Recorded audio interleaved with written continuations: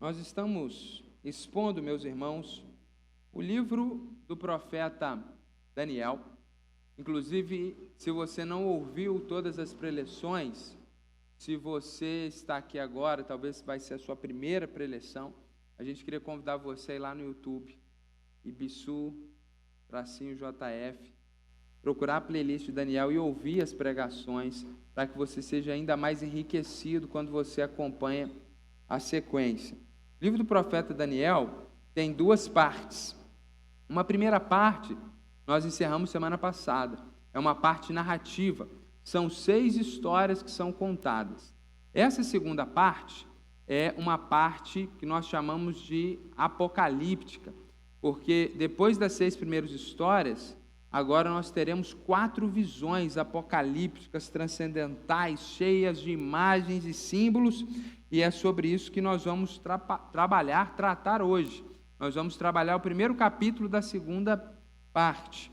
E o gênero literário apocalíptica, assim como nós temos em português a poesia, um texto argumentativo, o texto científico, na Bíblia nós temos gêneros literários, nós temos poesias nos Salmos, nós temos narrativas, como vimos aqui nos 6 primeiros capítulos, e nós temos apocalíptica, que é um gênero literário próprio. É um gênero literário onde uma mensagem é transmitida através de símbolos, sempre falando de questões futuras, trabalhando crise, tensões e perseguições. E para interpretar esse gênero literário, é muito importante que a gente não fique procurando pelo em ovo. É muito importante que a gente não fique preso a pequenos detalhes, mas que nós foquemos no ponto principal da imagem, do símbolo, e olhemos o seu significado. Porque se nós ficarmos procurando os pequenos detalhes, como, por exemplo, o significado do dentinho do urso que vai aparecer aqui na metáfora, a gente vai pegar um caminho perigoso, a gente não vai conseguir entender o texto. Então, quando nós temos esse gênero literário, quando o texto é falado dessa forma apocalíptica, a gente tenta entender a imagem principal e o seu significado. Talvez esse seja o capítulo mais importante do livro de Daniel, porque ele faz a ponte entre tudo que a gente viu até agora e o que vai vir adiante. Para aqueles que vêm acompanhando desde o início, esse é o último capítulo em aramaico, depois o texto bíblico volta para o hebraico, e ele vai ampliar o significado de Daniel capítulo 2. Então, aqueles que ouviram, lembra aquela visão que Nabucodonosor teve, aquele sonho de uma imagem enorme, uma grande estátua com 4 partes, e cada parte tinha um material de ouro, de prata, de bronze? Então, agora o profeta Daniel vai ter uma visão muitos anos depois daquele sonho de Nabucodonosor, e essa visão vai amplificar a compreensão daquilo que ele já viu lá atrás. Então, você que não estava presente, fique tranquilo, não vai prejudicar em nada o seu entendimento, mas vai ser mais enriquecedor para quem já acompanhou essa passagem a qual eu me refiro. E quando essa história, quando esse texto aconteceu, que nós leremos aqui, quando essa visão aconteceu, quando Daniel teve essa visão, tinha acabado de acontecer uma mudança de governo na Babilônia. O rei Nabucodonosor não era mais o rei, o imperador, e agora Belsazar estava no comando, estava no controle daquele grande reino da Babilônia. Certamente os judeus tinham aquela expectativa lá no fundo de que quando Nabucodonosor caísse, Deus poderia livrá-los daquela condição de escravidão na Babilônia e subserviência obrigada. Mas o que aconteceu não foi isso. Quando Belsazar toma o poder, além deles não serem livres e libertos, parece que Belsazar era mais arrogante do que Nabucodonosor, e parece que ele promove uma condição ainda pior para o povo de Deus. Então é um momento que aquelas pessoas, quando Daniel tem essa visão, o povo de Deus ele está em desesperança, ele está duvidando, será que Deus está no controle mesmo? Porque não é possível o tamanho sofrimento. Então o problema do mal é levantado aqui, e a grande pergunta que eles estão fazendo, enquanto Daniel está tendo essa visão é a resposta de Deus para esse povo que está em sofrimento na Babilônia. A pergunta é, será que Deus os abandonou? A grande pergunta é, como Deus, que ama o seu povo, pode permitir que esse povo sofra nas mãos de governos maus e ímpios e injustos? E é muito interessante porque Deus vai dar, através dessa visão que leremos, respostas para Daniel em relação a essa questão, mas Daniel verá algo ainda maior. Ele não verá somente a resposta de Deus para aquele povo naquele momento, mas ele poderá ver também o futuro, um futuro inclusive longínquo, no qual nós ainda não chegamos. Então é de fato um texto fabuloso, que não falou só para aqueles contemporâneos de Daniel, mas Deus tem uma mensagem para nós hoje também.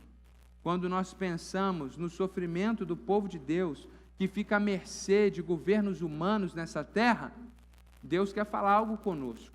Quando você ficou preocupado com a transição de governo, Deus quer falar algo conosco. Quando a gente pensa que no século XX, olha essa estatística, 45 milhões de cristãos perderam a sua vida por causa da sua fé em Jesus. Quando nós pensamos que, em média, 150 a 200 mil cristãos morrem anualmente como mártires por causa da sua fé em Jesus, esse texto tem respostas para essas questões. Quando nós pensamos nas profecias bíblicas da vinda do anticristo que perseguirá toda a igreja, esse texto tem resposta para essa questão e vai falar sobre isso também. Então, quero que você esteja atento. Nós vamos fazer uma leitura explicativa, lendo, pausando, explicando. Depois vamos salientar a grande verdade espiritual desse texto para nós e tentar aplicá-lo aos dias de hoje. Tudo isso com a ajuda do Espírito Santo, porque de fato esse é um texto bastante desafiador. Então nós leremos Daniel capítulo 7, a partir do versículo 1.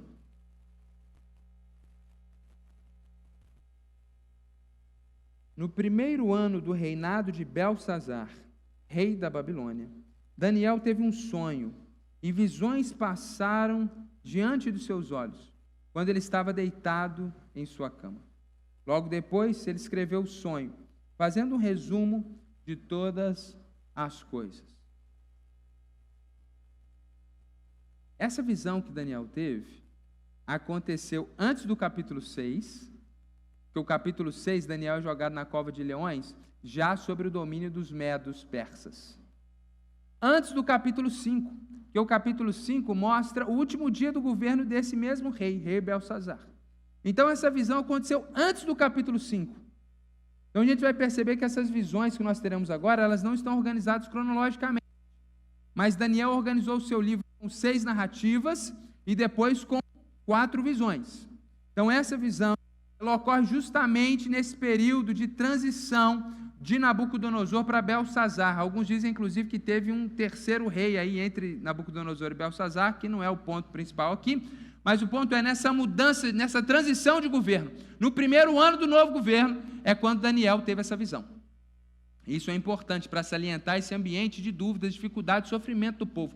Poxa, Senhor, tu derrubaste Nabucodonosor do poder, e nós continuamos sofrendo aqui. Onde está o Senhor? Então, nesse primeiro ano, nesse momento de mais crise do povo, de mais sofrimento do povo, Deus traz uma visão para Daniel. Ele está à noite dormindo, ele sonha.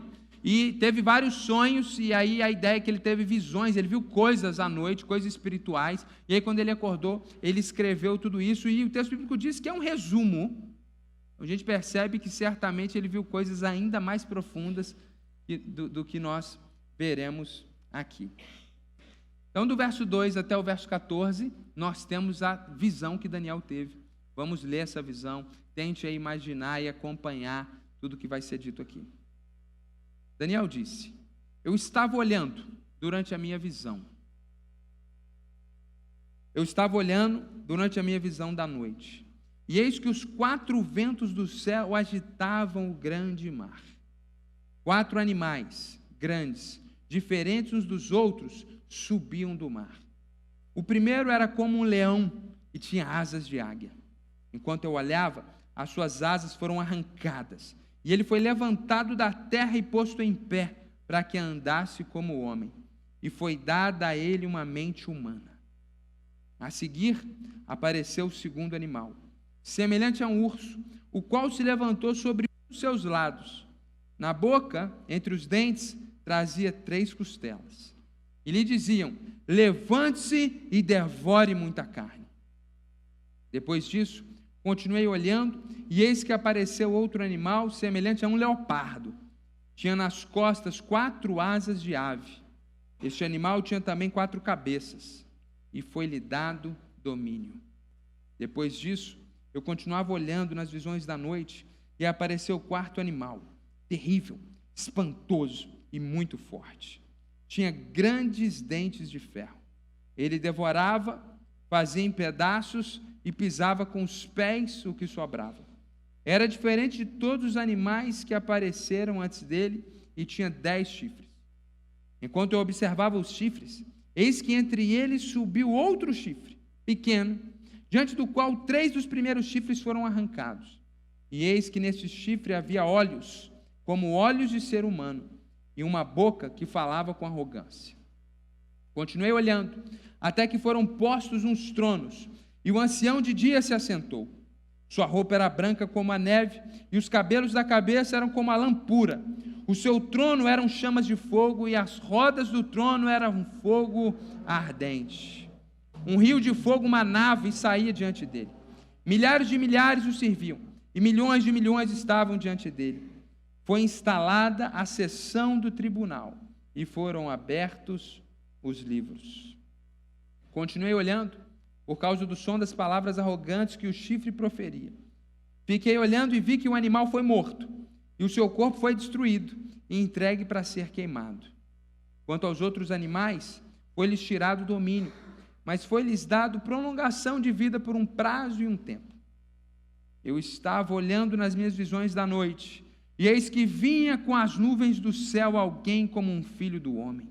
Ele se dirigiu ao ancião de dias e o fizeram chegar até ele. Foi-lhe dado domínio, a glória e o reino, para que as pessoas de todos os povos, nações e línguas o servissem. O seu domínio é domínio eterno, que não passará, e o seu reino jamais será destruído. No verso 2 até o verso 8, nós temos 4 animais, distintos entre si, e animais quiméricos, animais híbridos, não simplesmente animais comuns. Esse 4º animal tinha 10 chifres, e um desses chifres, na verdade um 11º chifre, aparece na história. Ele cresce, ele tem olhos e tem boca, e ele começa a falar, de forma que além dos 4 animais, esse pequeno chifre, ele é um personagem à parte. Essa é a primeira visão que Daniel está tendo no seu sonho, talvez um primeiro sonho.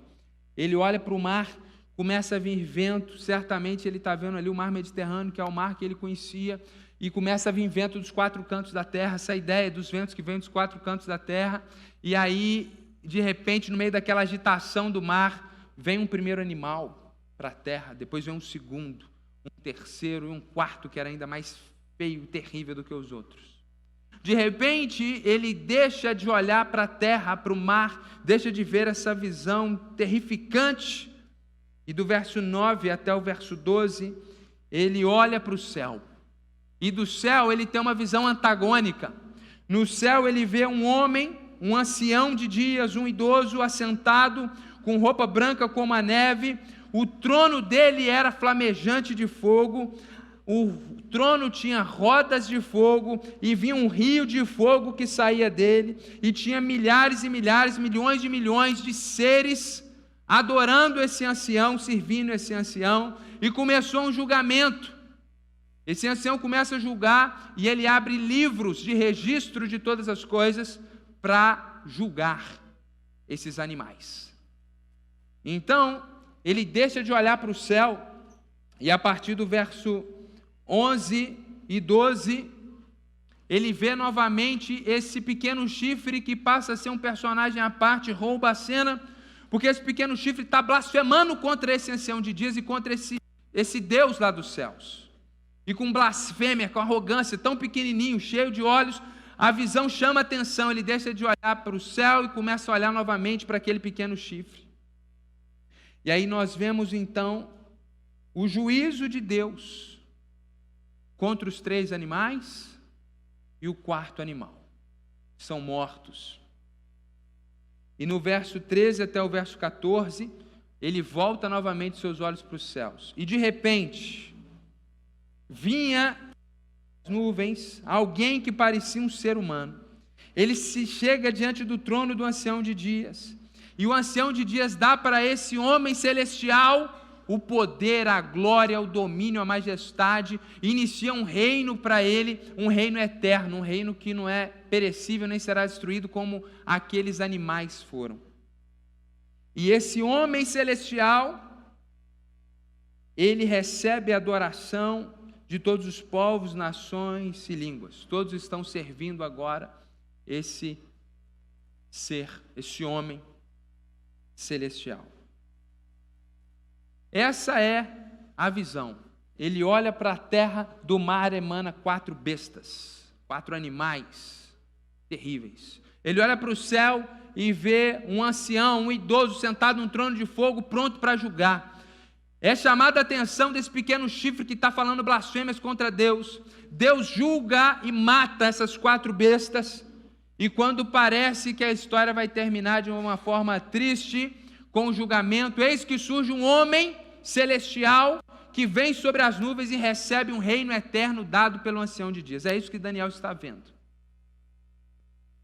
Para nós entendermos essa grande metáfora, essa grande mensagem codificada em símbolos, é importante que você entenda que essa mensagem foi dada através dessa simbologia, e aqui nós não temos uma história necessariamente cronológica. Isso é muito importante. Parte dela é cronológica, como veremos, outra parte não, porque ela é escrita dentro de uma riqueza literária da cultura hebraica, algo chamado quiasmo, que é uma organização de se contar a história que nós não temos mais na língua portuguesa. Alguma coisa parecida na poesia, mas muito mais rico é isso na cultura hebraica do que na nossa cultura, no nosso idioma. Então, Gabriel, você conseguiu fazer isso para a gente, para mostrar para o pessoal? Pediu o Gabriel aqui uma ajuda, e eu quero mostrar para vocês como que o argumento, ele acontece, como que a história é contada. 4 animais aparecem. Depois, ele foca nos 3 primeiros animais. E aí ele vai dar destaque para o 4º animal. E aí ele vai focar no pequeno chifre. E aí a gente tem a cena do trono. Deus está pronto para julgar todos esses personagens que apareceram. E aí o que Deus faz? Ele julga primeiro o pequeno chifre. E vem regredindo. Depois o 4º animal. Depois ele julga os 3 animais. E aí, de forma antitética, agora não são os 4 animais aparecendo na terra e no mar, mas o Filho do Homem aparecendo nas nuvens. Então veja que a história é contada de uma forma que não é cronológica. O que eu quero dizer para você é que, quando nós estivermos entendendo o significado de todas essas coisas, você vai perguntar, mas como pode o pequeno chifre ser julgado primeiro do que os outros reinos, do que os outros animais? Já estou dando spoiler aqui do significado dos animais. Entenda, isso aqui é um sonho que ele teve, e está organizado dessa forma porque era a forma que eles contavam histórias na cultura judaica. Não necessariamente esse juízo vai acontecer nessa ordem. O importante é você entender que esses animais serão julgados e destruídos em algum momento. Alguns já foram, outros ainda serão julgados, e a gente vai ver isso daqui a pouco. Só para você não ficar preso a essa ideia de linearidade cartesiana da nossa cultura grega. Uma outra consideração importante aqui é que, como eu disse, mas eu quero salientar, não significa que todos esses animais serão destruídos no juízo final, que a gente logo vê essa ideia de um trono, de um juiz, e a gente logo tudo projeta para o juízo final. A gente vai explicar isso aqui daqui a pouco também. E é muito legal a gente observar essa antítese que existe. A história começa com 4 animais vindo do mar para trazer tragédia sobre a terra, e a história termina com uma antítese de um filho do homem, não um animal, não uma besta selvagem, mas um filho de homem celestial vindo do céu para resolver a questão. É muito importante, quando a gente olha para essa primeira parte que nós lemos, também observar a soberania de Deus sobre tudo isso. Olha que interessante, por favor, pode voltar para o texto, Gabriel, muito obrigado, Gabriel. O versículo 4 diz, no finalzinho, que foi dada à besta uma mente humana. Ela tem mente humana, ela tem algo, ela tem algum domínio, porque foi considerado e foi dado a ela. No verso 5, a gente diz que, o texto bíblico diz que foi dito para essa segunda besta, levante-se e devore muita carne. Veja que as bestas, elas não têm poder por si próprio, mas alguém está dando domínio e autoridade para elas. No verso 6, no finalzinho, o texto bíblico diz que essa terceira besta foi-lhe dado domínio, lá no finalzinho. E a gente poderia aqui mostrar isso ao longo do texto, por exemplo, no verso 12, o texto bíblico diz que, quanto aos outros animais, foi-lhes tirado o domínio. Então, na verdade, a palavra domínio aparece aqui, ao longo do texto todo, 7 vezes. O texto está mostrando que essas bestas e esses animais não têm poder em si próprio, mas alguém está dando autoridade e domínio temporário para elas, e no final elas serão julgadas. Isso é uma coisa importante também para a gente compreender. E aí, no verso 15, a gente vai ver como que Daniel reagiu diante dessa visão. O texto bíblico diz no verso 15 que eu, Daniel, fiquei alarmado, e as visões que passaram diante dos meus olhos me perturbaram. Então me dirigi a um dos que estavam ali perto e lhe pedi a verdade a respeito de tudo isso. Ele falou comigo, me fez saber a interpretação das coisas. Daniel acorda desesperado. Meu Deus, o que é isso? Ele está transtornado. Que visão é essa? O que isso significa? E aí, dentro da visão ainda, ele se dirige a um dos que estava ali perto, provavelmente um ser angelical, um ser celestial, e esse ser dá uma definição breve, uma interpretação breve do que significa aquilo. Ele diz no verso 17, esses grandes animais, que são 4 reis que se levantarão da terra, mas os santos do Altíssimo receberão o reino e o possuirão para todo sempre, de eternidade em eternidade. Cada um desses animais representa um rei, na verdade representa um reino. E aqui eu vou tentar explicar para você toda a visão. Quando o texto bíblico diz que esses animais, eles saem do mar, é porque naquele contexto o mar era o sinônimo de caos. Porque muitos navios saíam no mar e nunca mais voltavam para casa. Porque a navegação não era desenvolvida como nos dias de hoje. Então o mar era o lugar onde havia naufrágio, onde as pessoas nunca retornavam, onde as mulheres perdiam seus maridos, e os maridos perdiam suas esposas, as mães ficavam sem os seus filhos. O mar era um lugar de tragédia. As pessoas iam para o mar e não regressavam. Muitos povos vinham do mar para guerras e para invasões. Então o mar, ele é um sinônimo de um lugar mau, de um lugar desconhecido. A gente vê lá em Gênesis 1 que o Espírito de Deus pairava sobre a face das águas, havia um grande caos na criação, e Deus está pairando ali naquela treva absoluta no meio dos mares.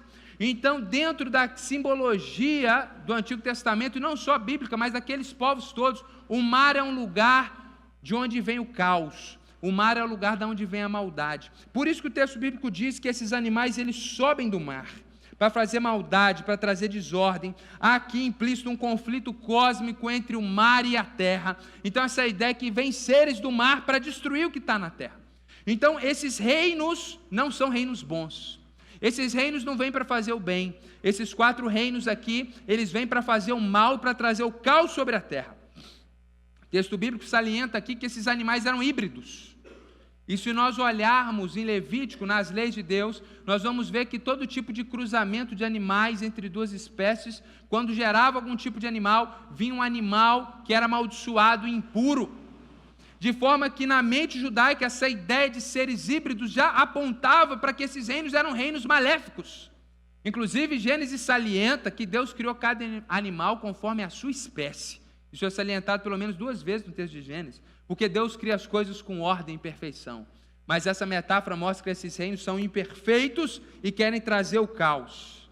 Por outro lado, quando nós olhamos para a visão celestial e vemos um ancião de dias, nós vemos um idoso que tem muitos dias, que está vivo eternamente. Essa imagem, esse ancião de dias, representa Deus.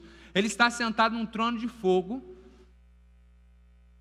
Tem um rio de fogo que sai do seu trono, e esses animais vão ser queimados e destruídos nesse rio de fogo. Esse fogo representa o poder de justiça e juízo desse Deus que é um ancião de dias. E o texto diz que esse trono tem rodas. Por quê? Na mentalidade judaica, Deus habitava onde, meus irmãos? Onde que Deus se manifestava na cabeça de um judeu? No templo, que estava na cidade de Jerusalém. E Daniel está aqui na Babilônia. Então o trono tem rodas para mostrar que Deus não está preso em Jerusalém, mas o seu juízo é sobre toda a terra e Deus está em todos os lugares. E aí tudo isso é fogo de juízo. Mas esse ancião de dias tem as suas roupas brancas e os seus cabelos são brancos como a neve, como a lã branca, para mostrar a pureza e a santidade, ao contrário dessas bestas selvagens e maléficas. E aí nós chegamos ao primeiro animal. O texto bíblico diz que esse primeiro animal era como leão, verso 4, e tinha asas de águia. Tem um animal na mitologia grega que tem um nome, que é isso aqui. Mas a cultura grega ainda não tinha entrado em contato com a cultura bíblica. Então, na verdade, a gente vai lembrar que na cultura dos babilônicos, essa imagem era muito comum. Inclusive, nós temos símbolos até hoje arqueológicos de leões com asas, lá na Mesopotâmia, no Iraque, é muito comum. Você joga no Google, você vê até dia de hoje, tem animais desse jeito colocados ali. E é muito interessante, eu quero que você leia comigo Jeremias, por favor, Gabriel. Nós vamos ler 2 textos de Jeremias, profeta Jeremias. Enquanto Daniel está na Babilônia, Jeremias está lá na Judéia. Provavelmente, naquele tempo sem e-mail, sem WhatsApp, Telegram, não tinha comunicação alguma. Jeremias está profetizando. É provável que Daniel depois recebe os livros do profeta Jeremias. Lá na frente a gente vai ver isso. Mas eles não estavam ali trocando uma ideia. Vamos, nós somos os profetas do nosso tempo. Jeremias está um pouquinho antes, inclusive, de Daniel. Morre bem primeiro. Ponto é que Jeremias profetizou sobre a vinda do reino da Babilônia e do rei Nabucodonosor para destruir a Judéia. E ele vai falar em 2 versículos, símbolos e imagens desse reino da Babilônia. Então, Jeremias capítulo 4, verso 7, por favor. Um leão já subiu do seu esconderijo, um destruidor das nações já partiu. Ele compara a Babilônia como um leão destruidor. Depois, Jeremias 48, 40, ele vai agregar uma outra imagem aos babilônicos. Porque assim diz o Senhor: eis que uma nação voará como a águia, estenderá suas asas, etc, etc. Ele está falando no contexto desses 2 versículos sobre a Babilônia. Então, quando Daniel traz essa imagem de um leão com asas, ele está falando sobre a Babilônia. Mais do que isso, o texto bíblico diz que enquanto ele estava olhando para esse animal, as asas foram arrancadas, ele foi levantado da terra e posto em pé, esse animal virou ser humano, para que andasse como homem, e foi dada a ele uma mente humana. Do que você lembra? Do rei Nabucodonosor. Em determinado momento da sua história, virando animal, é a retirada das asas do leão. Rei Nabucodonosor agora vira bicho. Não pode voar como asa, com águia mais, não é aquele poderoso, virou animal. Só que de repente Deus o levanta e dá a ele sanidade novamente. Então aqui nós temos uma clara alusão ao reino da Babilônia. Aquela grande metáfora, aquela grande visão da estátua que o rei Nabucodonosor tinha tido, de uma cabeça de ouro, eis aqui a cabeça de ouro, o leão com asas. É o primeiro reino, é o reino da Babilônia, de 605 a.C. até 539 a.C., quase 70 anos de dominação. Essa é a primeira metáfora. Segundo animal que ela representa, verso 5. A seguir apareceu o segundo animal, semelhante a um urso, o qual se levantou sobre um dos seus lados. Na boca entre os dentes trazia 3 costelas e lhe diziam: levante-se e devore muita carne. A ideia desse urso que levanta sobre um dos lados, de forma que um dos lados fica mais alto que o outro, aponta para o reino que veio depois da Babilônia, o reino dos medos e persas. O reino medo-persa é um reino de dupla. São 2 culturas, são 2 reinos que se aliançam, e um é mais forte que o outro, que são os persas. Inclusive eles entram para a história como os persas. A gente muitas vezes ignora a questão dos medos. Então a gente percebe aqui essa ideia do urso que se levanta sobre um lado, é para mostrar que os persas chegaram onde chegaram, ou chegariam onde chegariam, porque essa visão é anterior, baseado num outro reino, que era o reino dos medos. Então, esse segundo animal representa o reino medo-persa. Na visão de Nabucodonosor, é aquele peitoral de prata e 2 braços de prata.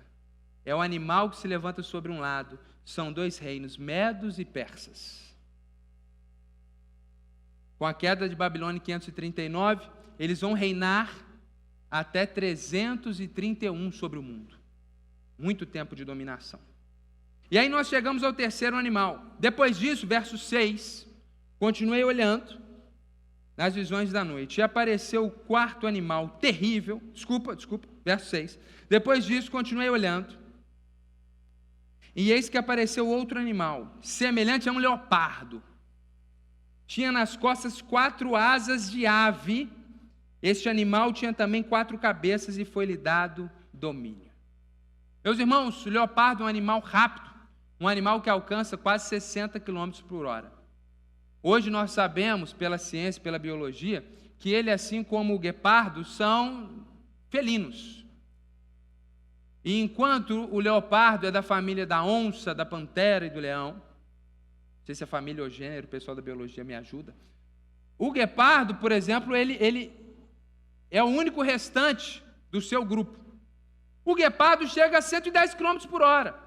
Então, o texto hebraico, ele está dizendo aqui de um leopardo, mas muito possivelmente ele está em vista essa ideia desse animal felino, que é muito rápido, essa é a ideia. E ele é rápido demais, e além disso ele tem 4 asas, para ser mais rápido ainda. E a gente sabe que dos animais terrestres, o mais rápido é o guepardo, que pode ser a imagem que ele está vendo aqui do leopardo. E a gente sabe que dos animais todos, o mais rápido é o gavião. Esse aí, chega a 300 km por hora no ar. Então ele tem 4 asas. A ideia é que esse 4º reino é um reino que vai rápido, que vem com velocidade. E é uma alusão, veja, Daniel está vendo isso, meus irmãos, no período dos babilônicos. Ele não compreende todas as coisas ainda, mas nós olhando para a história, nós vemos claramente o significado disso tudo. Esse reino é o reino dos gregos de Alexandre o Grande. Alexandre o Grande, em uma campanha de 10 anos, ele sai da Ásia Menor, ou seja, na Turquia, e chega à Índia. Nenhum outro rei da história da humanidade expandiu seu reino com tamanha distância em tão pouco tempo. Foram apenas 10 anos e uma morte aos 32 anos de idade. Começa a reinar com 22, com 32 ele morre. Esse é Alexandre o Grande, como um leopardo com asas, um reino que vai rápido. E o texto bíblico diz que esse reino tinha 4 asas. Desculpa, tinha também, mas as asas falam da sua velocidade, mas tinha 4 cabeças. Por quê? Porque gente, isso aqui é aula de Enem. Os jovens e adolescentes da igreja deveriam me agradecer aí no final, na hora que for aprovado aí, né, orar por mim, porque isso aqui é Enem. Anota aí, Júlia, vai cair no Enem. Alexandre o Grande, isso aqui está na história, está no Google, está nas histórias. Isso aqui não é uma coisa da Bíblia que a gente está inventando. Quando Alexandre o Grande morre, o reino dele é dividido em 4 partes. E 4 generais que ele tinha ficam com 4 pedaços do império. Por isso que essa besta tem 4 cabeças. Seleuco, Lisímaco, Cassandro e o famoso Ptolomeu. Esse é o terceiro animal, que representa o cinturão de bronze da imagem que Nabucodonosor viu no seu sonho. Agora nós chegamos no quarto animal. O texto bíblico diz, verso 7, que aparece o quarto animal terrível, espantoso, muito forte. Esse animal aqui é quimérico, não dá para falar com o que ele parece, é um monstro, é um bicho que ele não sabe descrever. Ele só sabe que é espantoso, ele é muito forte. Ele tinha dentes de ferro. Ele devorava tudo e fazia em pedaços e pisava com os pés o que sobrava. É uma grande besta.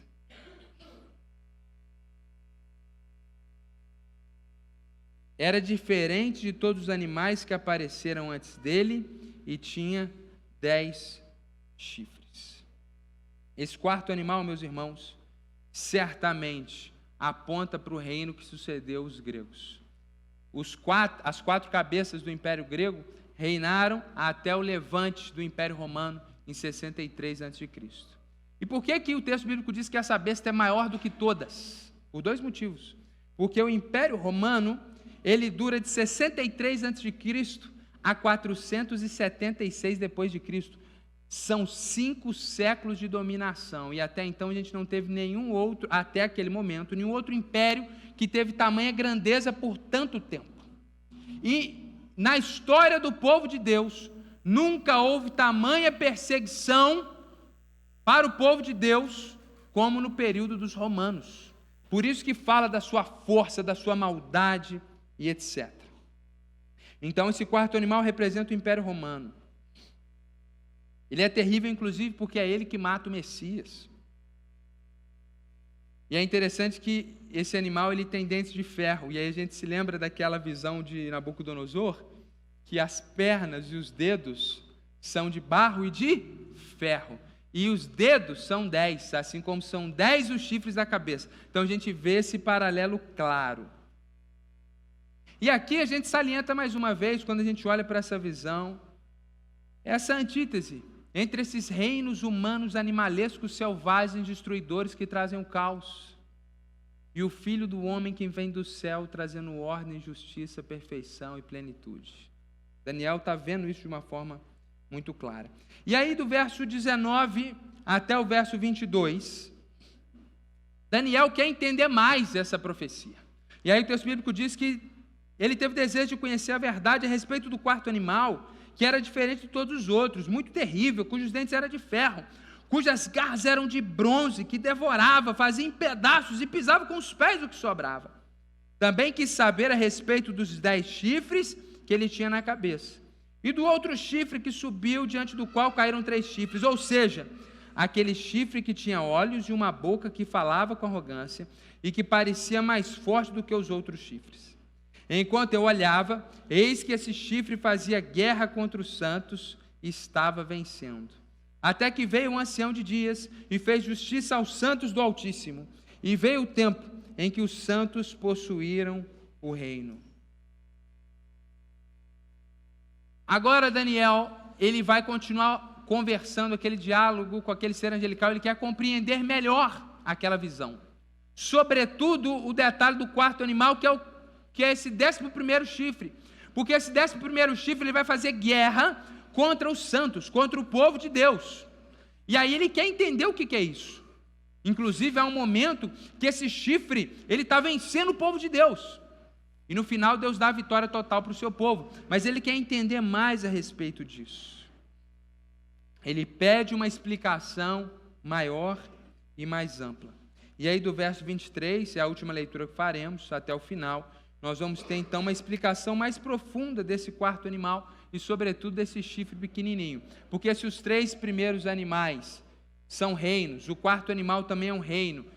Babilônia, Medo-Persas, gregos e romanos. O que é então esses chifres e esse chifre pequenininho? Essa é a grande pergunta que Daniel quer entender. O texto bíblico diz no verso 23 que esse ser angelical diz para Daniel: o quarto animal será um quarto reino na terra, será diferente de todos os outros reinos. Ele devorará toda a terra e pisará com os pés e a fará em pedaços. Até aqui a gente já entendeu. Os 10 chifres correspondem a 10 reis que se levantarão daquele reino. Depois deles se levantará outro rei, que será diferente dos primeiros e derrotará 3 reis. Aqui é importante a gente entender.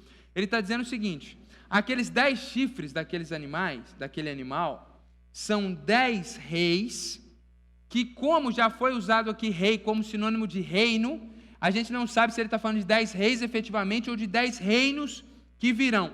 E aqui é interessante porque o texto bíblico diz que esses reis ou reinos, verso 24, se levantarão daquele reino. Ou seja, depois do fim do reino romano, do Império Romano, se levantarão 10 reis ou 10 reinos. Depois se levantará um 11º, que vai destruir 3. E nós não sabemos se são 3 dos 10 ou 3 outros que surgirão. Pela metáfora, parece que são 3 dos chifres.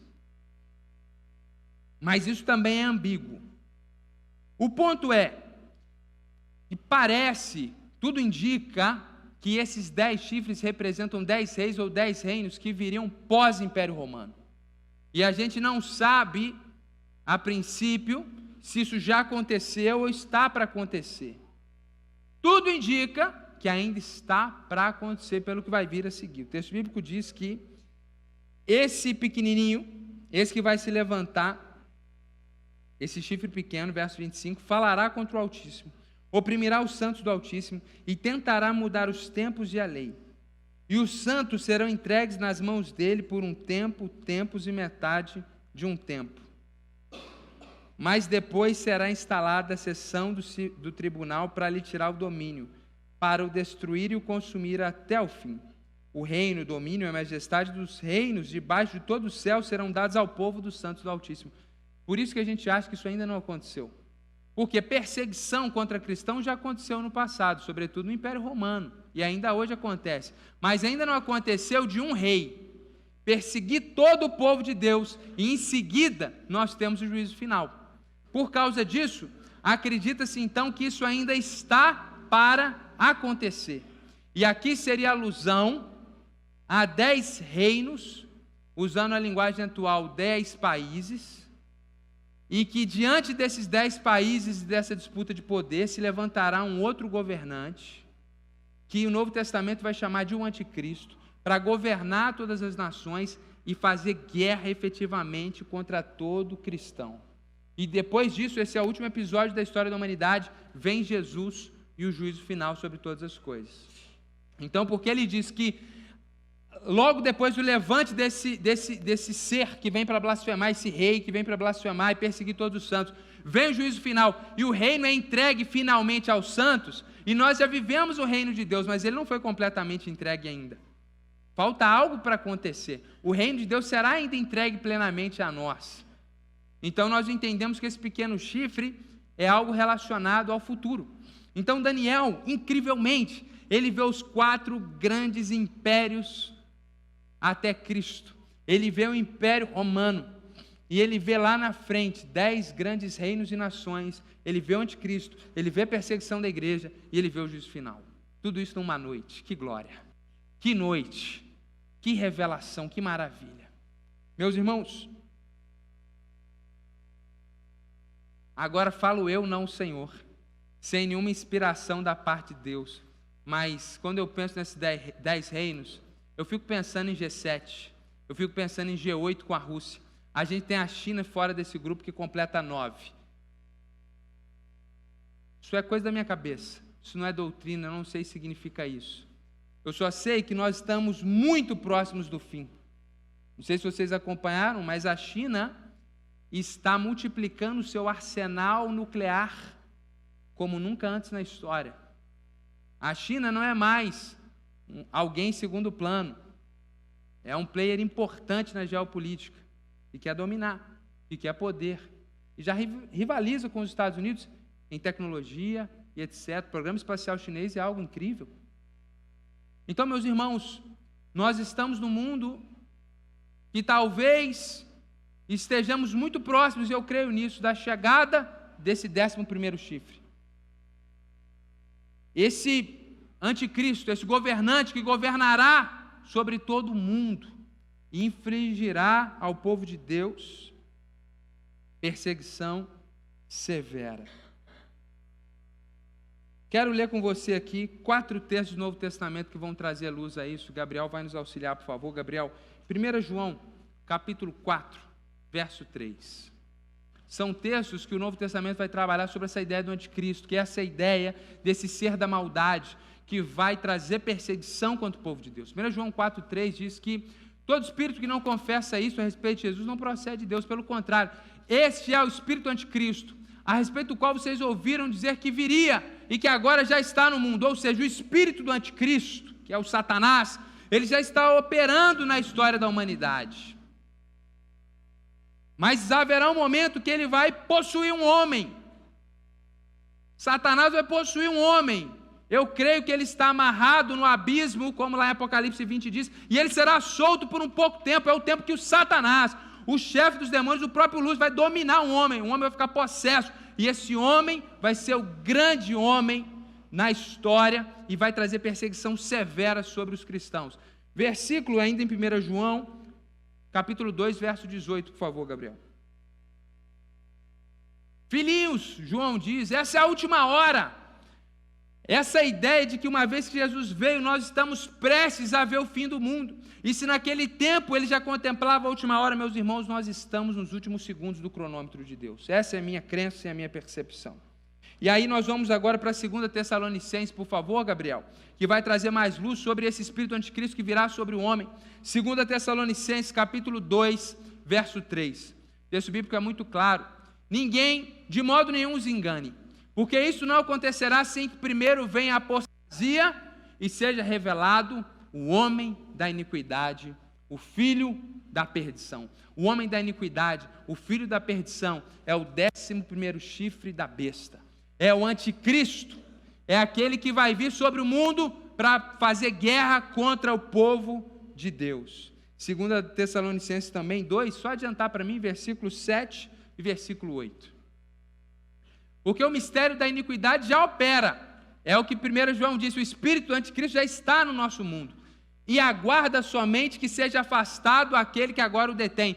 Assim como aquelas bestas só tiveram autoridade porque Deus deu autoridade, em algum momento Deus dará autoridade para o anticristo, permitirá que ele faça o mal por um pouco tempo.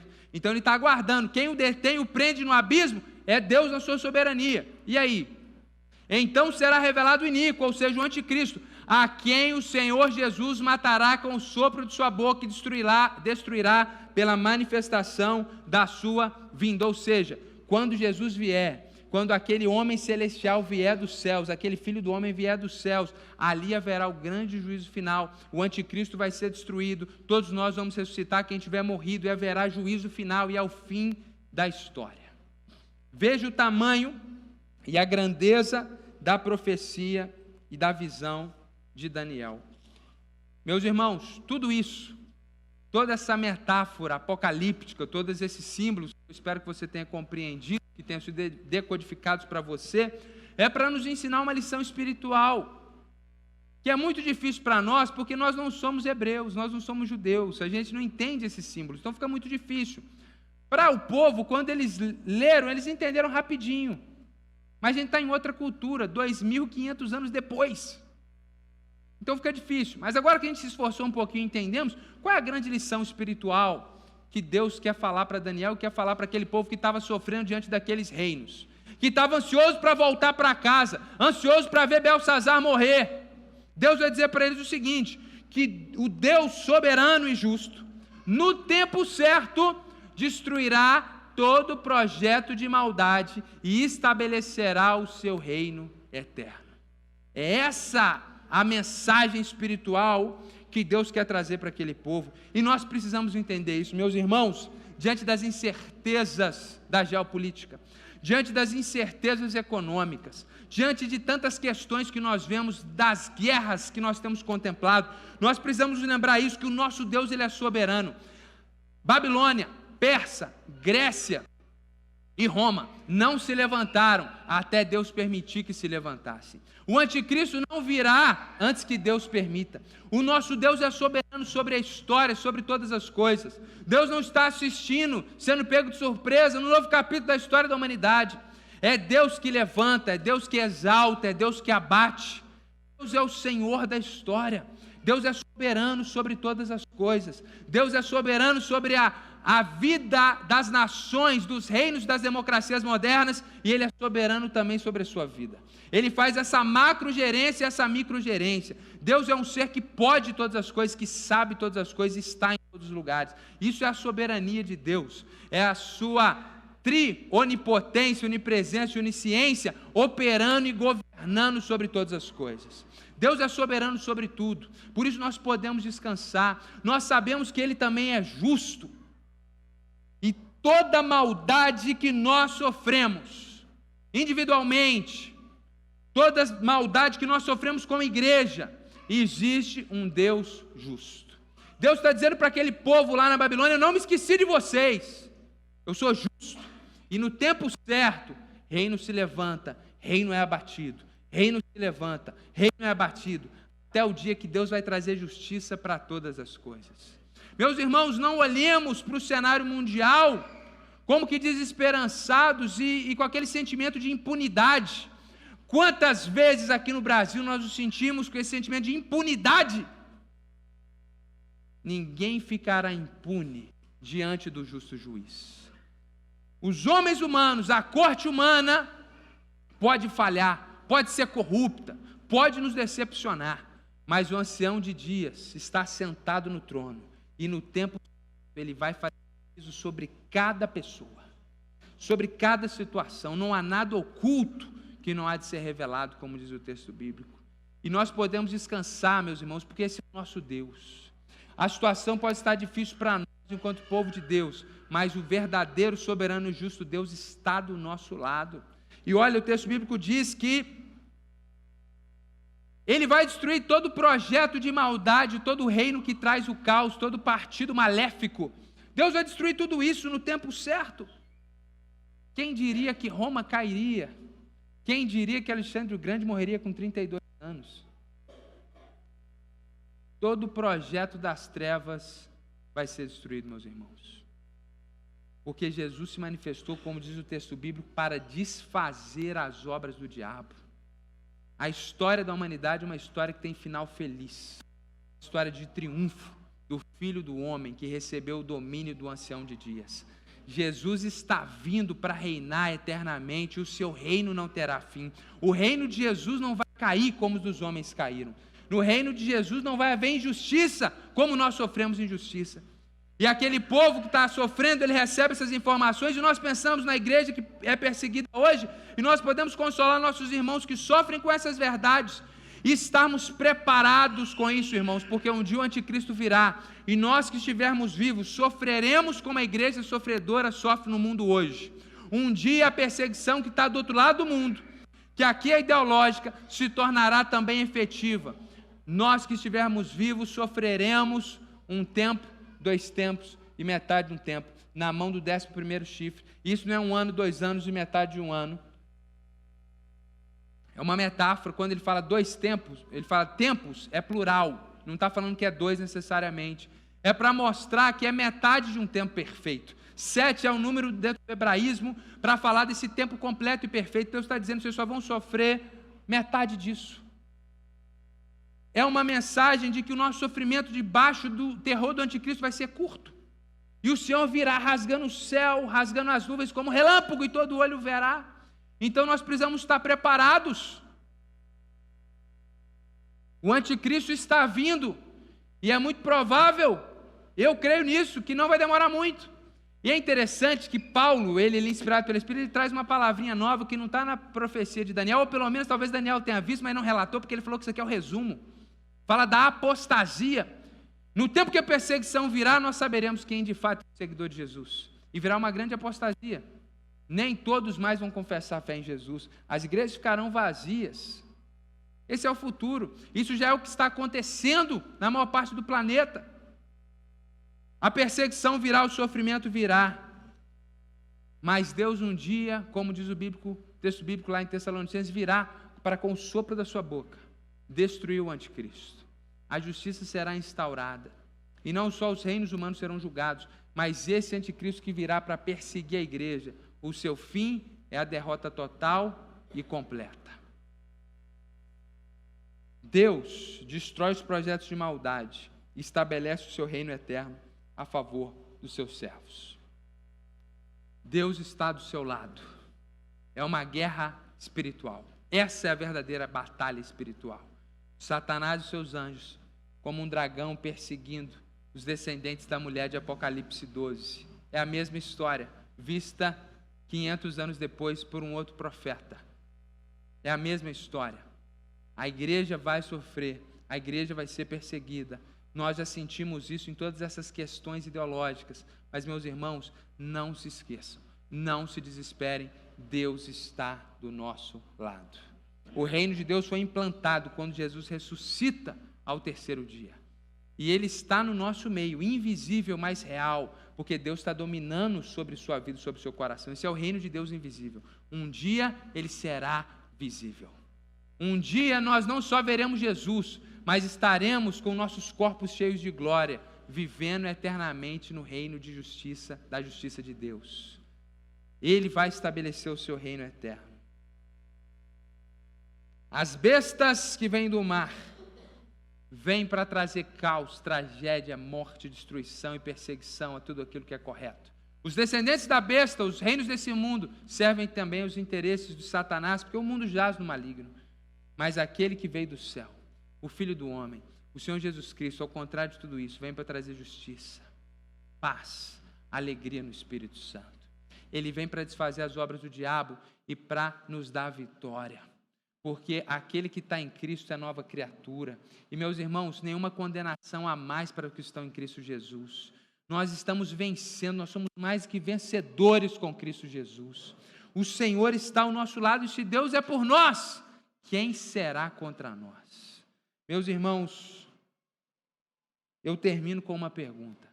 Diante dessa grandeza, diante dessa gloriosa visão da vitória do Filho do Homem sobre os reinos da maldade, onde você tem colocado a sua confiança? Você tem confiado em você? Você tem confiado na ciência? Você tem confiado na tecnologia? Você tem confiado em homens? Você tem esperado nos reinos humanos? Você tem confiado em quem? Onde está o seu coração? Onde está a sua confiança?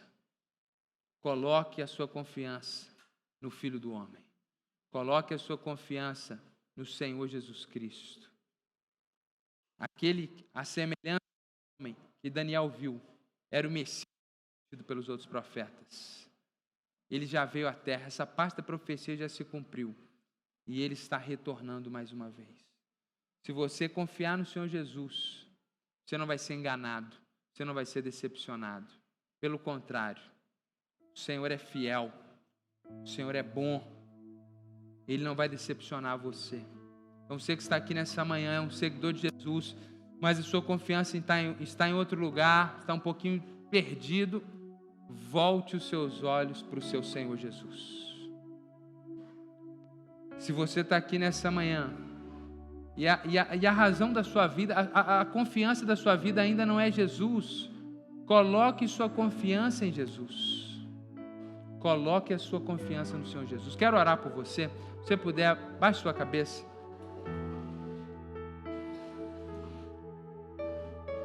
Senhor Deus, muito obrigado, Deus, porque Tu és soberano e justo. Muito obrigado, Deus, porque tragédias, lutas, tribulações, perseguição podem vir sobre o Teu povo e talvez virão, ainda mais, certamente é isso que cremos na verdade, mas sabemos do triunfo do Teu povo. Nós sabemos no triunfo e na vitória que vem do Senhor. Deus, nós Te glorificamos porque o Senhor tem nos revelado todas essas coisas. E quando o filho da iniquidade se manifestar, nós não temeremos. Deus, nós não apostataremos da nossa fé. Nos ajuda, Espírito Santo, a perseverarmos até o final. E nós queremos colocar nossa confiança totalmente em Ti. Ó Jesus Cristo, Filho do homem, Filho de Deus, que venceu e vence para sempre. Muito obrigado porque o Senhor tem nos alcançado. Muito obrigado porque o Teu poder e o Teu amor está sobre nós e em nosso favor por causa da Tua graça. Em nome do Senhor Jesus que nós oramos. Amém, Senhor. Jesus abençoe muito a sua vida. Um domingo abençoado para você.